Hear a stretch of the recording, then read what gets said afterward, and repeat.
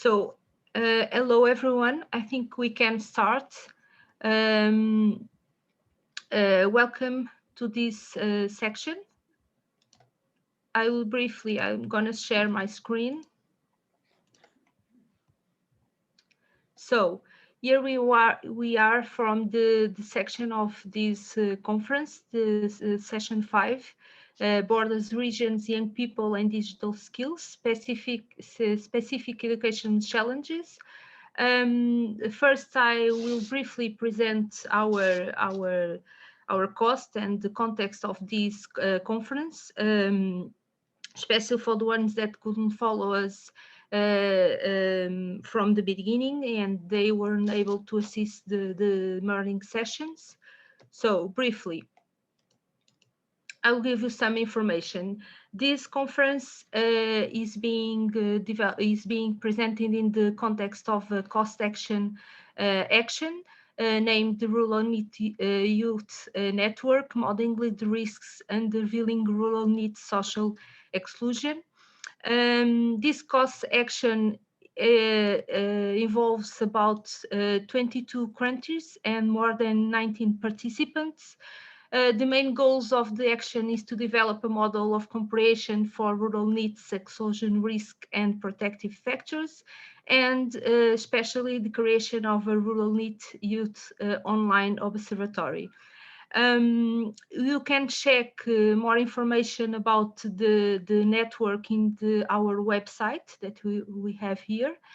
And I will ask you to respect some rules during this session that is very important in order to maintain a good environment. The first one is to mute your microphone. It's also important to turn off your camera if you need to take care of other matters. And you are also free to mute your camera if this allows you to have a more quickly and safe internet connection. And we have many participants in this session, so we will ask you to use the chat room for questions during the presentation because we will not have the chance to have direct interactions to maximize the time for presentations. Now, in order to go on with this section and to be on time, we are now going to start our presentations. The first one is from Emma, Gómez, Nicolau, and other colleagues that are from Spain, from the University of Jami First. I don't know if I am saying this right, Emma, please help me. They are from Valencia region in Spain. And their presentation name is Challenging Administrative Boundaries in Rural Education, an audiovisual research project on the frontier. So, Emma, you are free to start.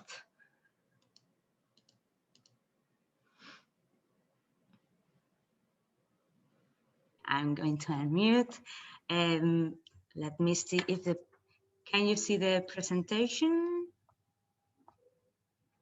Yes, you can maximize. Okay, perfect.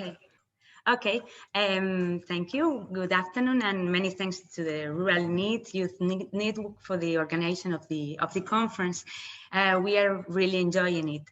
And Vicent Querol, who is in the room, Xavier, Ginés, the other authors of the study, and me and Nicolau, we are very happy to share with you our research experience.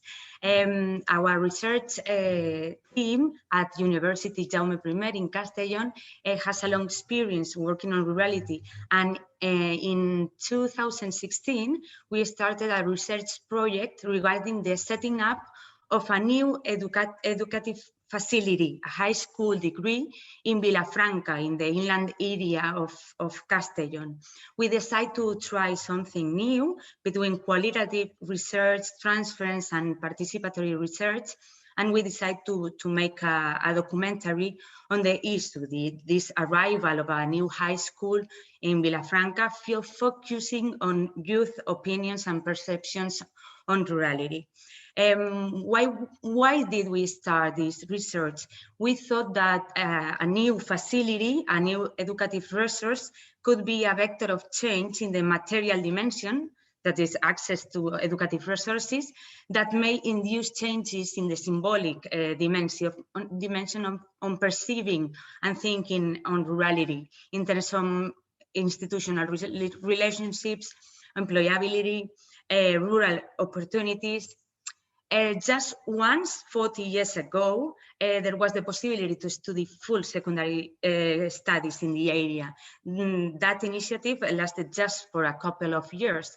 So historically, youth people from Vilafranca and also from other little towns nearby had to mandatorily move away from their hometowns if they wanted to go on studying, especially if they wanted to go to college.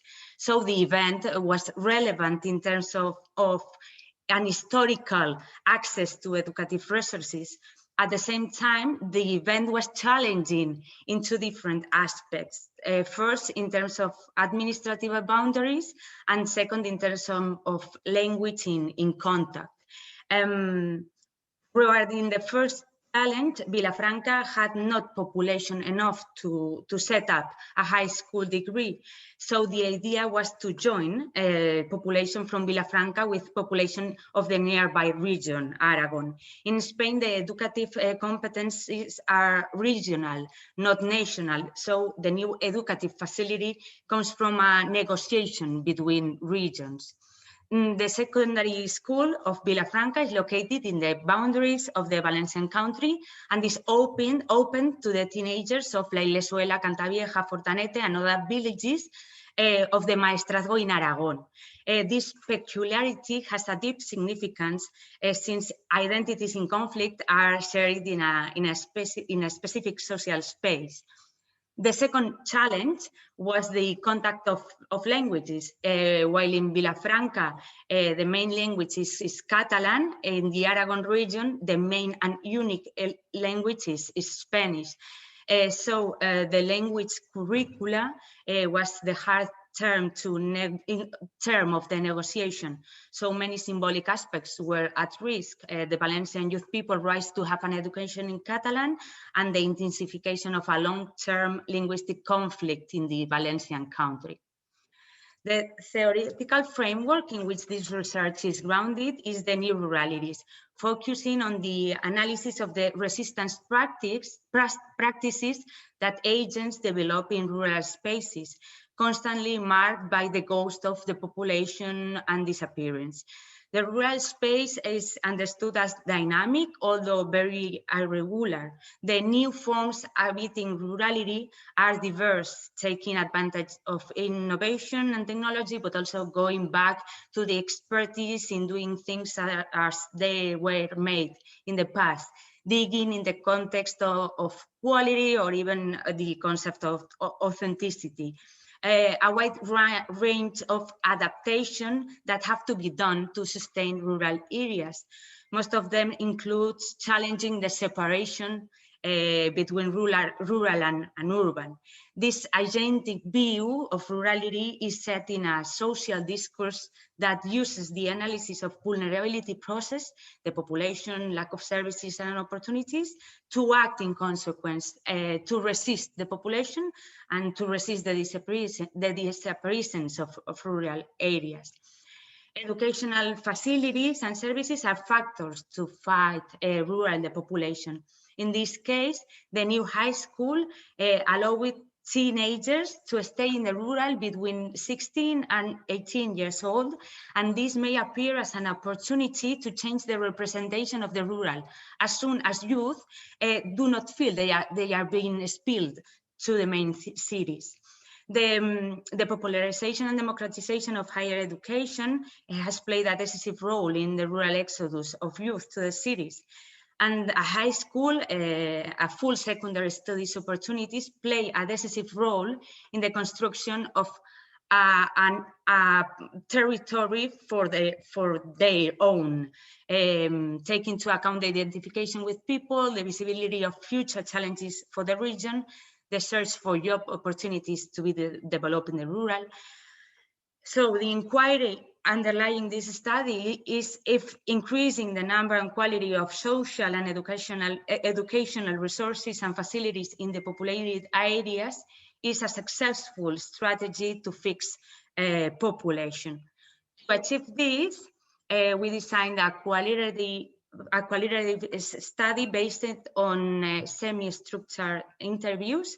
We did interviews to the 16 alumni in 2 different moments, just before they started the first course of the secondary school and when they finished, just before starting the college or other studies.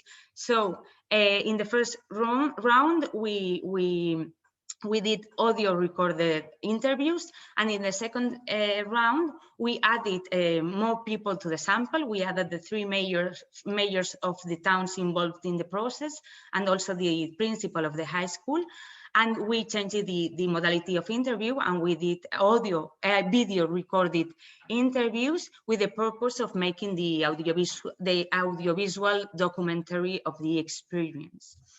The specific aims of the audiovisual documentary was to document a relevant action of rural resistance, getting back a social service, in terms of challenging administrative boundaries and language conflicts.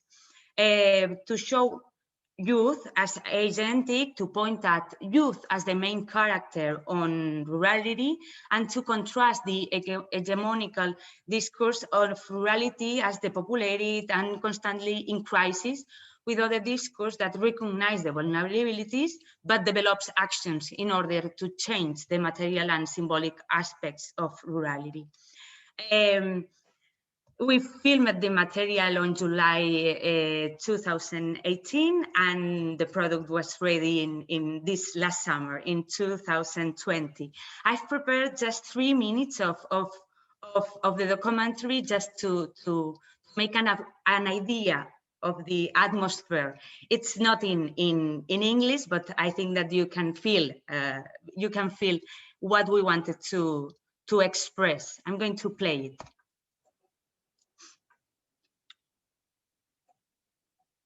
In this opening, we highlight the concept of border.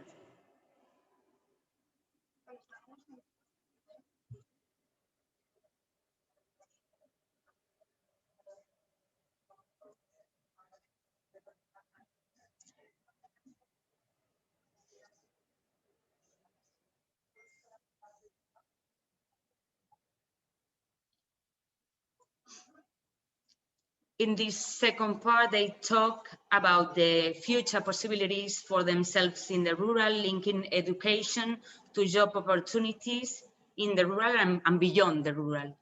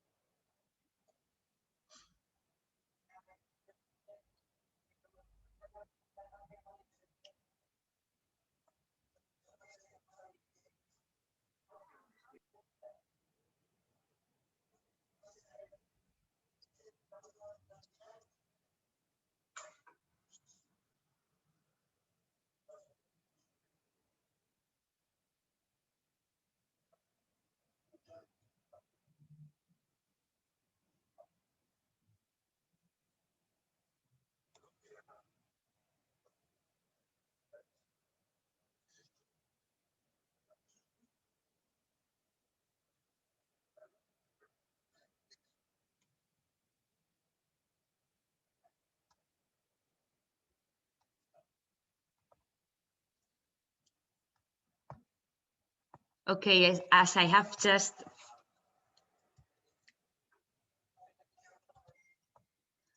I'm going to move on because I just have 4 minutes.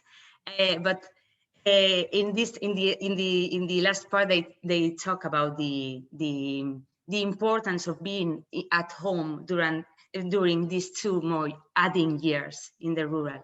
So the findings, the research process evidence an alumni discursive change on the possibilities for youth and education in the rural after being 2 additional years there. They give value to rural facilities, and they change from I wanted to move away to now I think it has been better for us. It also highlights that youth has a diverse imaginary on rural, and boys and girls display a wide range of possibilities of living, using, and doing rurality. The research process evidence how the artificial administrative frontiers difficult the development for rural areas that have nature geographical delimitation that do not match with the administrative delimitations. Actors, families, politicians, and the educative community may challenge these administrative boundaries if there is a commitment. We also found a clear example of how collective action is at its best in rural areas when it focuses on the recovery of a lost or absent service. The research process has had an impact in the territory at different levels. First of all, adding value to the initiative through the documentary. It was worth documenting, and it's not usual to make a product like this on rural issues. Secondly, population lived the process with interest since the moment cameras arrived at the area. Thirdly, youth people became the main character of the process, and it is very clear in the product. And in addition, the presentation of the documentary of the final product, No Spons, No Ruralitats, in Vilafranca, in the town, was very well received, even in pandemics. It was programmed as a culture event, and everybody was there, the former alumni, the majors, and population in general. And on September, last September, the documentary was released on regional TV, sharing a 28,000 people screening, viewing the screen. For us, this was read as a big success. So, as conclusion, the audiovisual reinforces a whole series of identities, diversity in the territory, and vital projections that will hardly be valued with other more standardized research formats.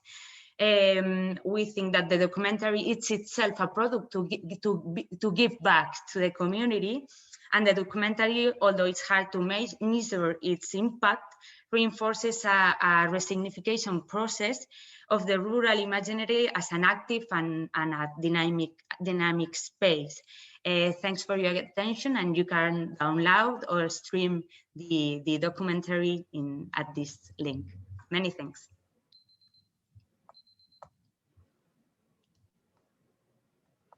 Thank you, Emma, for your presentation. Before passing for the other presentation, I will refresh some information and tell you that you can, if you have some questions for Emma, you can write it down in the chat, and in the end of the session, we will try to raise some questions. Okay. Now we are going to the other presentation from Sofia Marques da Silva and Ana Milheiro Silva.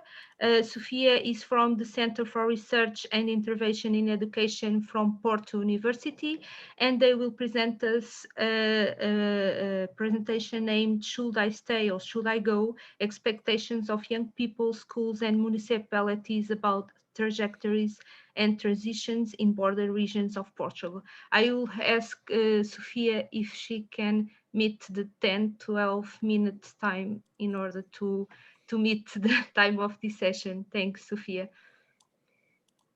You can go on. Yes, I hope so, but I can't promise. But I trust that you will make me stop at some signal. point. Yes, I will give you some signal. Yes. Okay, thank you. So this is a presentation that grounds in a larger project. this is just a small slice. The main project is Project Growing Up in Border Regions in Portugal, Young People, Educational Pathways and Agendas. We are in the year 3 of the project. We will have another year and a half, more or less. But we are finishing data collection that was a little bit postponed due to COVID, as all the data collection in the field. So for this presentation, our concerns is to stress the fact that border regions in Portugal in general are rural areas, but we also have some semi-rural areas, semi-urban areas, but most of it are rural areas. This situation and these regions suffer from some economic, social disparities, and this brings additional challenges for young people and young adults to design their future scenarios. So with this presentation, our intention is to bring to the discussion the need to avoid geographical blindness when we are analyzing educational disadvantages that are not just coming from economic disadvantage, but are also have some specificities related with location, with geography. So we are going to discuss a little bit this tension that young people and other regional stakeholders are dealing with, which is the tension between leaving those rural border regions, returning, never coming back again. And this is really a struggle, not only for young people and their families, but also for example, municipalities that are also concerned with the educational pathways of their youngsters. So theoretically, these are the 3 main overarching theories. So studies in context with multi-peripheries, and here we are dealing with rural studies, border studies, network studies, and sociology of rural education. Also, our standpoint is related with the situated knowledge of social actors. So we are going to the field to better understand their local perspectives and how they construct their idea of what it means to live in those regions that they consider that they are not in the end of the world. So a little bit to contribute to end a romantic view about rural, but also to contribute to end a vision of the rural and border regions as non-developed regions. And also we are studying the sense of belonging to place as an important factor that will influence how young people design their future pathways and choices. So the financed project started in 2017, but our relationship with the border regions are a little bit far behind. So we started in 2010 with an ethnography, online ethnography, and now at national level with the mixed method approach. In this project, we are very much concerned in study schools and communities, resilience, sense of belonging and engagement of young people. For this presentation, we use some items of a questionnaire that we have, and we have more or less around 40,000 respondents, but for this presentation we choose some specific items from 2 scales. And 1 open question about advantages and disadvantages of being a boy and a girl in those border regions. So this is more or less the information about the questionnaire. So we were in all municipalities, in almost all school clusters of those municipalities, with young people from 9th grade to 12th grade. So the average of girls and boys are more or less similar. This is one. These are what is highlighted. So this is a scale and the factors of the scale of sense of belonging to the community. And for this presentation, we just choose these 5 items related to the fear of leaving the region, the idea of leaving the region and returning, the idea of the region as a place that limits young people opportunities, and the feeling that they have that are far away from everything that is important for young people. So we choose these 5 items, so we are not going to analyze the whole scale. And we also choose some items regarding a scale where we are analyzing their perceptions about future plans. So what they are intending to do after 12th grade, go into higher education, start working, how they feel about studying and working in another region, and if there is some kind of constraints that implies that they only study in higher education if they have the possibilities to study in close to their home region. So we also did interviews with stakeholders. We will use some interviews also from head school teachers and from staff of working in the municipality in youth policies. So those are the regions where we were with the questionnaire and interviewing these 2 types of stakeholders. And border regions are very heterogeneous, of course, as you already referred before. And also some information coming from case study only regarding biographic interviews of young people and focus group discussion. So although this is similar a lot, but we choose specific topics. So this is the strategy of data analysis that we did. Also, of course, statistical analysis, also content analysis, and then some data triangulation and zooming.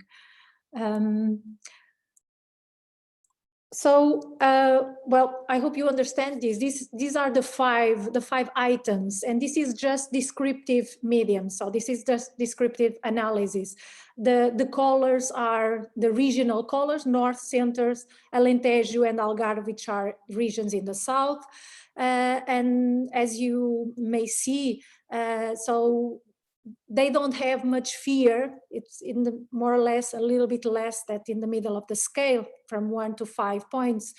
They don't fear much to leave the region. There is higher values concerning their idea that if they leave the region, they will always return. So this is also interesting because they are willing to leave to study and probably to work, but they don't put aside the option of returning. So it's very interesting this, and this is something that in what concerns policies should be attentive to. Also, they are a little bit above the 3 points that they agree that their region limits their life opportunities. They are not agreeing so much with the idea that they are far from everything that is important to a young person, but they think that living in the inlands means that are far from everything. So as you may see, the answers are a little bit paradoxical, and this will be confirmed also by the qualitative data. They can conciliate the fact that they are aware of less opportunities with the fact that they are willing to return, even if they are aware of this lack of opportunities. And I think this is interesting to see how young people manage to combine these different thoughts. The other aspects in the right is because we found in qualitative data some convergence in these issues. For example, we found the idea that the region limits their life opportunities, not only in the questionnaires from young people, but also in the interviews with schools and staff and the municipalities, but also in the biographic interviews with young people and in the focus group discussion. So this is really strong in all data that we collected. Okay, so this is another issue from the scale about higher education and about the future plans. So we have higher values regarding their plans to continue studying in higher education. So these data are disaggregated by municipality. And of course that we have different numbers of respondents in each of these cases, but nevertheless, there are more young people willing to study. Their expectations are those, and a little bit less start working. Although when we analyze data per municipality, we will find some differences. For example, in this case, Barrancos, so a little bit more young people willing to go to work rather than continue studying. Of course, these need to be also disaggregated by gender, and we will have some differences here. These are just overall results, but they have to make some decisions when they are planning their future a little bit different from their counterparts in urban areas, because willing to go to higher education means almost immediately that in most cases they need to leave their home regions, even if they have some regional higher education institutions. So as you may see here, one of the questions that we did in the questionnaire was where they are planning to go to stay, so their expectations. So the movement is from the border regions up to the seaside.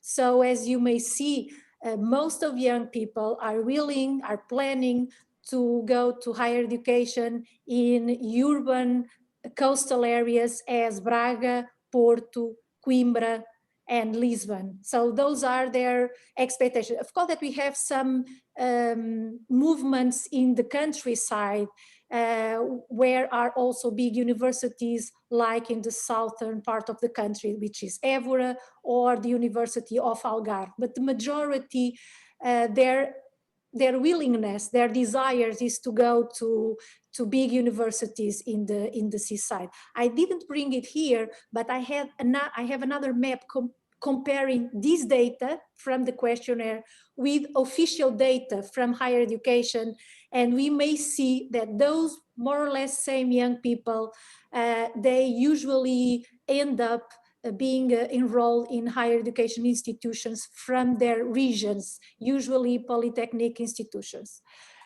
Yeah, sorry, I'm really sorry. Yes. 2 minutes for the final conclusions, please.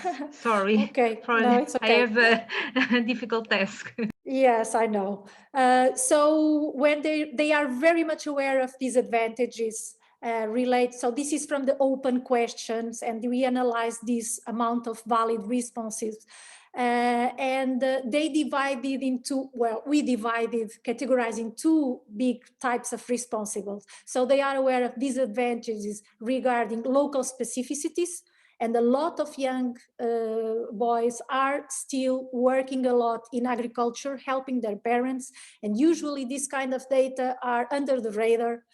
And also they are aware, both boys and girls, with they point to lack of opportunities which are a little bit more global, as related with leisure, sport, culture, education, job markets. So this is about advantage, because they also see advantages of living in those regions, related with freedom, peaceful friendships, contact with Spain. This was very interesting. They find an advantage to be close to Spain, learning a new culture and learning an extra language. And this is the position of schools, municipalities, and youth. So all of them are aware that people want to leave because they need to invest in their future plans. They need to invest in a better education and in more job opportunities. So both municipalities and head teachers are aware of this, and also young people as well. So it's very strong, this combination of data, as well as they are there are very similar responses regarding motivations to return to their homelands. So they know that most of them want to leave, but also some of them want to return, and they see themselves returning home and living home and raising their families there. So as a global analysis, and to end, the majorities of the respondents expect to continue to study in higher education. They think about studying in another region. They think that the region limits their life opportunities, but they also agree, the majorities agree, to return to their home region. But when we disaggregate with gender issue, we will see some differences. Girls are those that I have more intention to go to higher education. The girls are those who are most willing to study in another region, and this is related with gender issues, more freedom, more autonomy. Girls are those who believe that the future of their lives will be better if they leave their region, but the girls are those who consider that their region limits their life opportunities. This is just a curiosity. As you can see, we compare the sense of belonging to their region, and we may see that the sense of belonging with their region is higher as much as the sense of belonging to Portugal. And they can combine the sense of belonging to their region with the need to live, with the need to leave their region to invest in their lives. So there is no struggle here.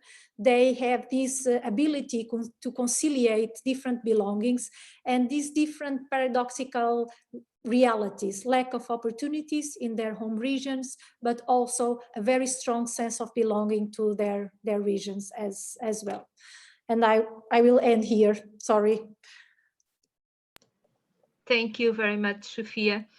Now we are going to have another presentation from Muhammet Berigel, and that is a co-presenter with other colleagues. Muhammet is from Karadesni Technical University from Turkey, and I will ask you if you could meet the 10-12 minutes time so we can end the section in time of the other section that will follow. You can start, Muhammet. Okay. Thank you. Yes. Hello to all. My name is Muhammet Berigel from Karadeniz Technical University. Members of this study, Gabriela from Romania, Vladislava from Bulgaria, Ioana from Romania, and Valentina from Bulgaria. Our topic is how digital skills improve rural areas to decrease mobility. In this study, we try to make a connection between digital skills, ICT usage, and mobility at rural areas, focusing on rural youth. We mainly focused on secondary data obtained from Eurostat, OECD, World Bank data, national statistics, and we combined this secondary data with findings from literature, reports, articles to show and discuss relations between ICT usage, digital divide, and mobility. And we did this at the perspective of 3 countries, Bulgaria, Romania, and Turkey, comparing with European Union average. All research questions are: what is current level of digital divide in 3 countries, Bulgaria, Romania, and Turkey? Is there any effect of digital divide on mobility and urbanization? And lastly, how we can reduce digital gap between urban and rural areas to decrease mobility? As a methodology, we mainly used secondary data analysis, and we use integrative literature review methodology for this study. Why do societies have to face the digital divide, and what are the factors behind the digital divide? The first factor is education. Education is a significant investment in healing the digital divide. Literacy levels are widening the digital inequality gap. And second is income levels. The income gap plays a considerable role in magnifying the digital divide. High income earners are 20 more likely to access the internet than lower income earners. Third one is geographical restrictions. Urban regions are more likely to have access to internet than rural or mountainous zones. Another is motivation and general interest. There is a portion of the global population that has necessary income, education, and computer literacy, but they have zero interest to learn about computers and the potential of the internet. And lastly, the digital literacy. Developed nations have more comprehensive access to computers, among other devices, and high-speed internet connection. Physical access to technology, especially in developing countries, widens the gap between the information rich and information poor. Impact of the digital divide, how digital divide affects societies or youth and or lives. First impact is on economy. Economic gap widens, especially with developing countries with lack of adequate ICT integration. This situation also similar undeveloped rural areas, causing mobility. Second one is impact of digital divide on education. It prevents the provision of equal education conditions to youth living in rural areas. And third one is impact of digital divide on society. Digital divide has contributed to segregation of individuals in society, including ethnicity, age, race, and gender. Technology creates new alignments among individuals with access to the internet and those without access. Youth in rural areas with limited access continue to lack, hindering their growth and development. And why digital skills and ICT level matters for us, for rural youth, and to decrease mobility. Digital technologies are important for sustainability for rural communities. They support generational renewal by helping to make rural areas fit for the future. By enabling citizens to have equal access to opportunities available in urban areas, they make rural areas a place where people can thrive. Access to digital platforms and online services for education, health, administration, tourism, and commerce is becoming exponentially important in countering the depopulation of rural and remote areas. Expansion of e-commerce in rural areas supports the promotion of agricultural products and decreases farmers' income. High upload and download speeds allow business to hold high-definition video conferences with multiple participants in different locations or to work on common cloud-based software platforms, enabling remote working. Students can follow, in addition, rural youth need, can follow courses provided by education institutions located in other regions and or even other countries. And specifically how ICT affects rural youth need. ICT and digitalization can narrow the digital divide and provide for rural areas with various functions in terms of village management, emotion, interaction, and e-commerce, which solve traditional rural problems such as inefficient village management, mental deprivation, and high poverty. Second, ICT and digitalization mainly act on the capability divide elimination. The key is to combine technology design with rural needs and stimulate rural youth willpower. Third one is empowerment is multidimensional. Although many scholars focus on the resource dimension, it's necessary to study the structural and psychological dimensions for those who are also important parts in rural development. When we focus on three-country and European Union average, we can see that Bulgaria, Romania, and Turkey have large population in rural areas. Results show that population in rural areas decreases over the years. Although population of countries increase over time, rural population decreases, and high rate of needs. Need rates in three countries are higher than United European Union nations average. This situation shows that need policies must be reviewed for Bulgaria, Romania, and especially Turkey. And digital skills of these three countries, when, as you see, have basic or level ICT skills level, and this is lower than European Union average, also another factor. Results show that in terms of digital K performance, these three countries are lower than European Union average. And there is a correlation with youth need labor status and digital skills. Similarly, youth need in three countries have higher unemployment rate than European Union countries average. and unemployment status of needs and their digital skills show a positive correlation with each other.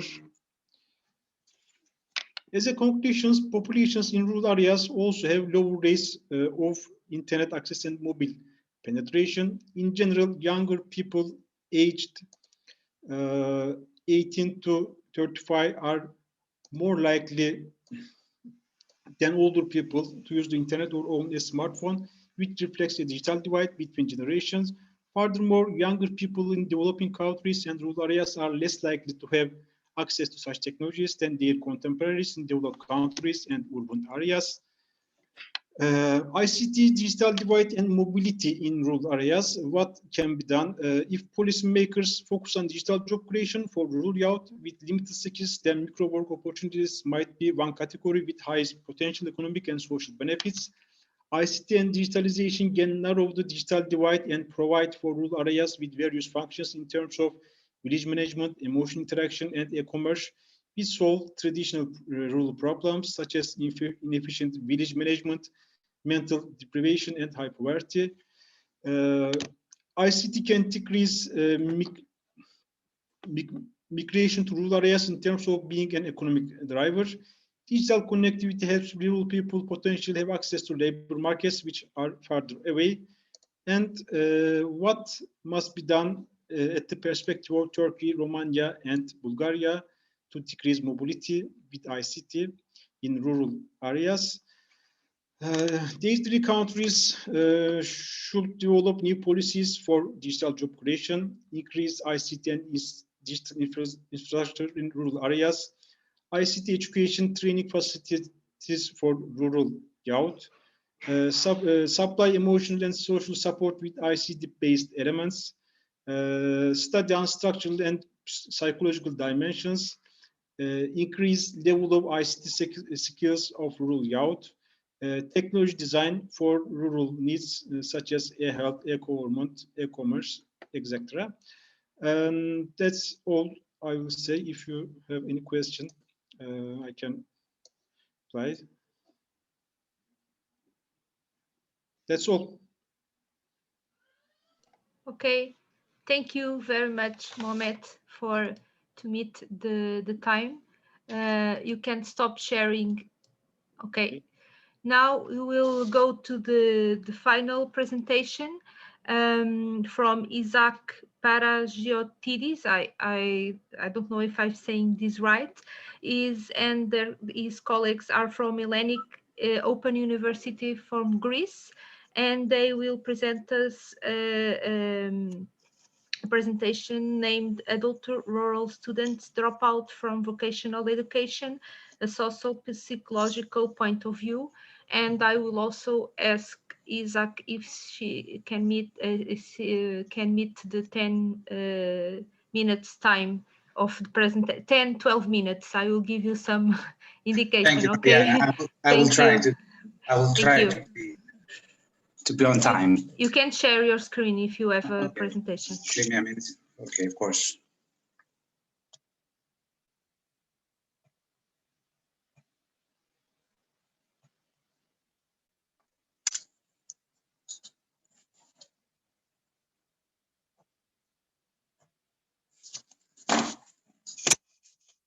So, colleagues, good afternoon. Thank you for having me here. Both my colleagues and I personally would like to thank you for giving us the opportunity to share and to present our research at this conference. My name is Isaak Panagiotidis. I am a research assistant in the Hellenic Open University of Greece, and I work also as a teacher in the public secondary technical vocational education, and at the same time, I practice teaching in public institutes of vocational education and training of Greece. The presentation you will attend is a part of my master's thesis in the context of my studies at the Hellenic Open University. Thank you very much. Vocational training with its special features, as it is shown in this slide, can be the solution to the problems faced mainly by the rural regions of Europe.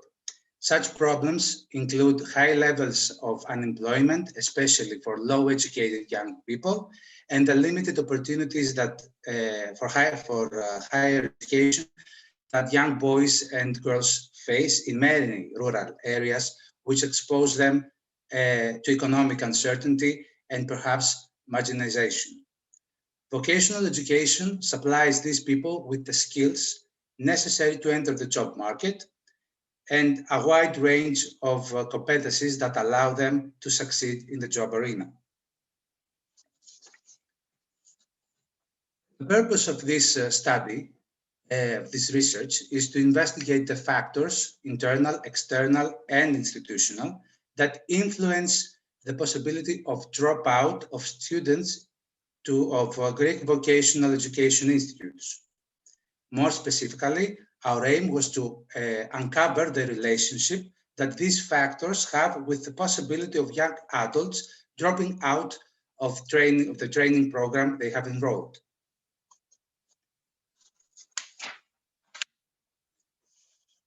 We examined the simultaneous influence of 4 different factors: self-efficacy, social capital, problems in teacher-student communication, and situational factors.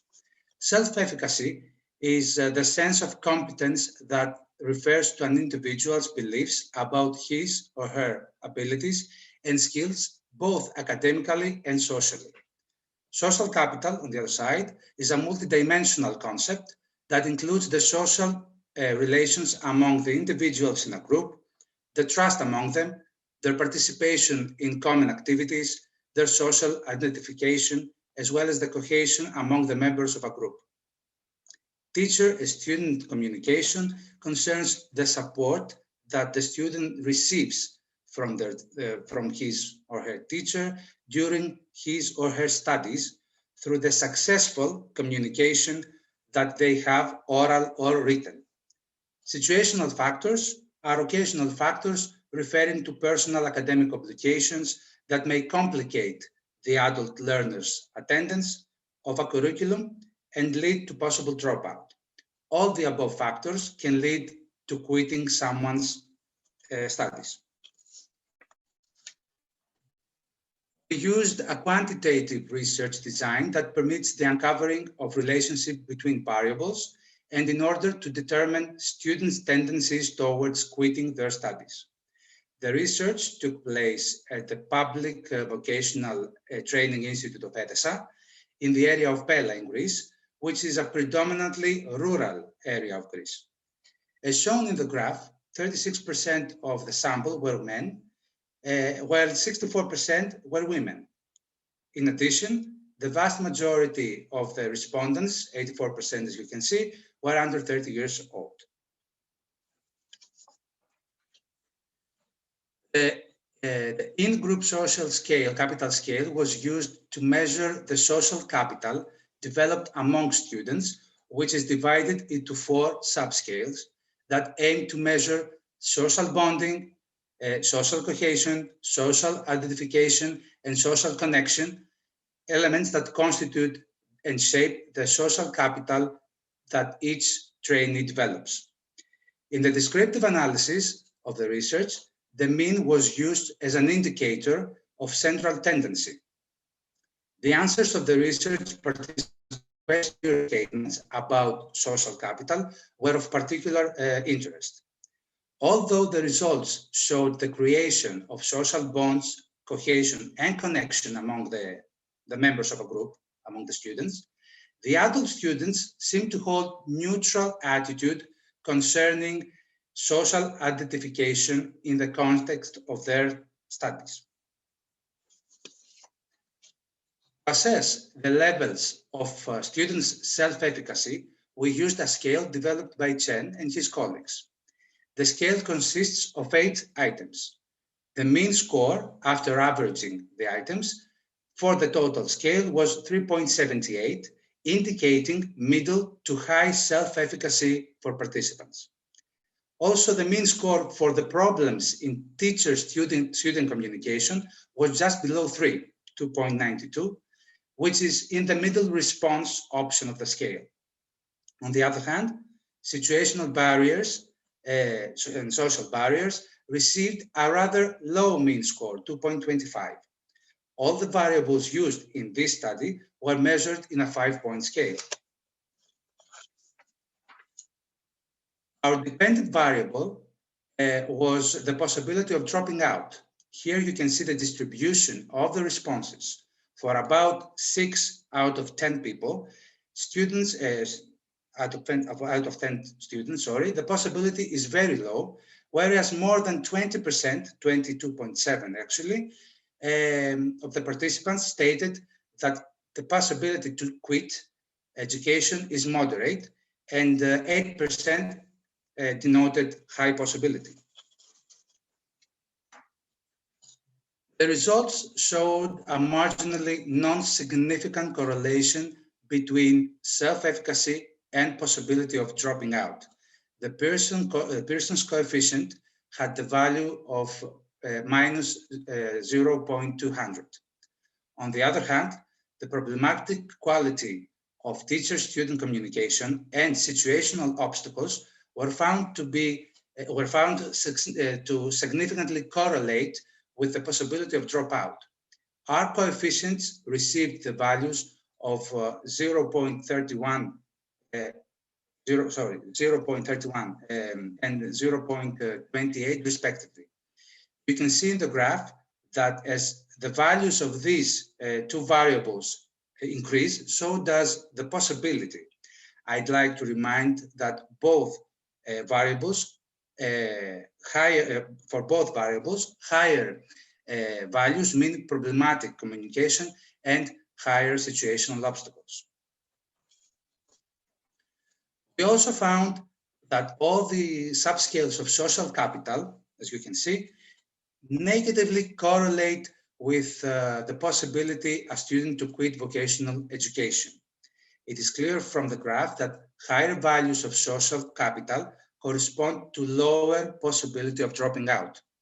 Moreover, as we can see, the softest aspects of social capital, that is bonding and the connection, had higher R values. This is probably because we had a high proportion of first-year students in our sample, for whom the development of cohesion and identification with the school environment is always slower.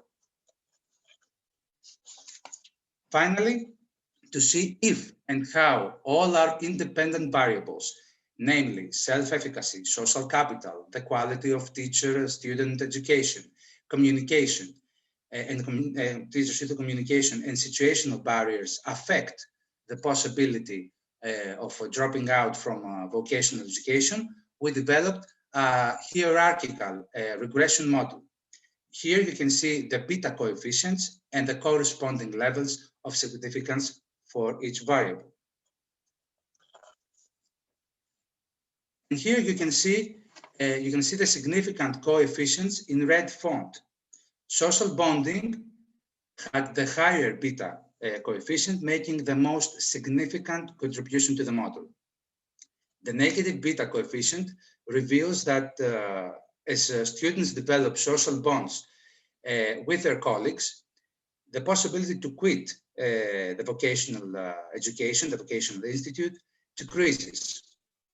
The finding indicates also the pivotal role that the cultivation of social bonding plays in reducing students' possibility or willingness to drop out.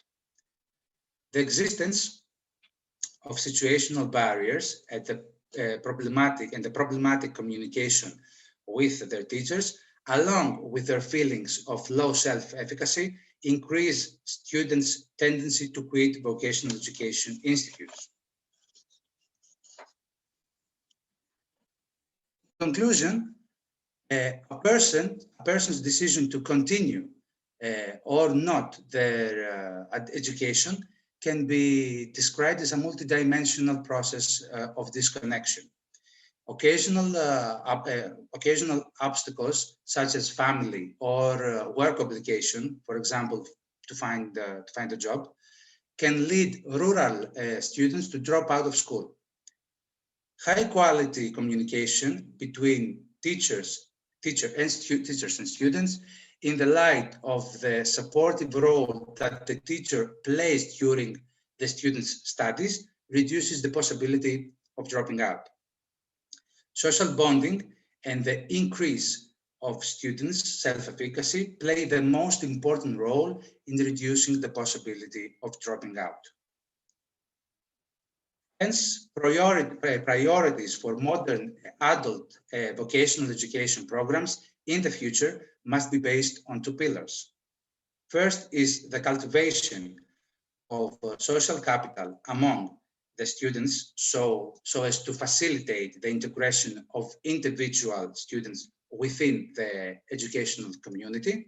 And second, in the creation of a supportive environment for students by creating the conditions that enable the effective communication between them and their teachers, and by helping teachers to realize, to understand their role as supporters to the students rather than knowledge deliverers. Thank you very much for your attention. Thank you.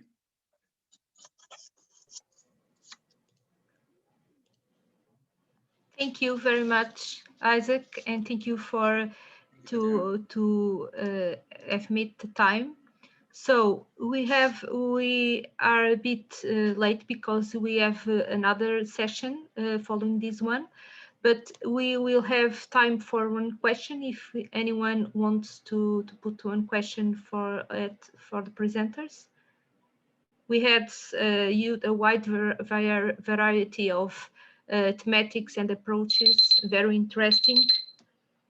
So can you, if you want to leave a question in the chat, and we also can suggest that you can go to the website of the conference. You have in the program, you have the emails of all presenters. And if you have questions or you wish to have more information about their projects and researches, you can send them an email and ask them. No one wants to put a question?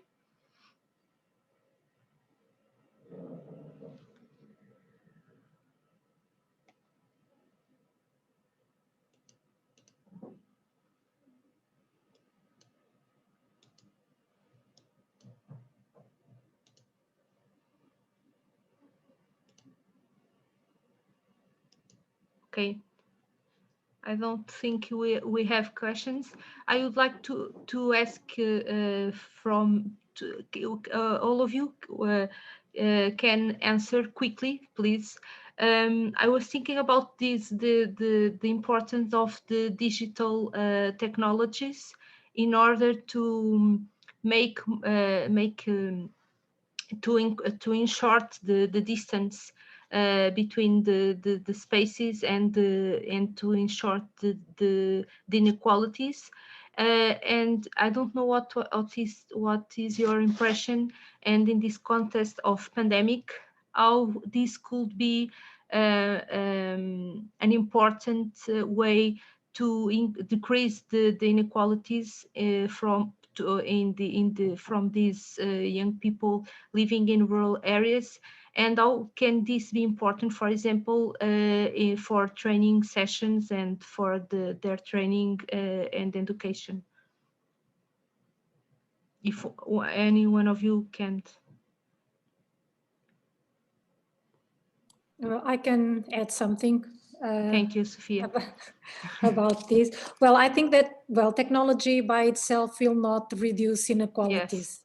And of course that we know that, in the inlands in Portugal, for example, and in some rural areas, there is some difficulties regarding the access of the broadband, the internet broadband. But nevertheless, these young people, they are already using the internet in their everyday lives.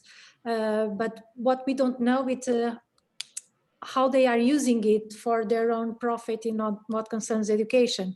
Mm-hmm. So they are using the social media very much. They have a lot of skills in doing that. What we need to do is to to see how may we use those skills for their engagement with schools. So I think there is this idea that because they are young people, they are well, of course they are digital natives, but not for all the uses. Yes, exactly, not all the competencies. Yes. So I think I think the effort from policymakers and from schools is to trying to understand how are young people using the digital in order to combine those skills and those use for learning and for school and for their own benefit as youngsters. And it's not only the problem of to have, for example, material access, for example, to have a computer or to have broadband access to the internet, but also it's like some kind of literacy. Is what you were saying. You can have the literacy to use, for example, social networks, but you are not you don't have the skills or the willing to use the internet for other things like education or training. Exactly. Okay, yeah. Thank you, Sofia. We have last question. So we have here questions from Pretit. I don't know if I'm saying it right. What about visual aids in teaching and learning for youths in classroom?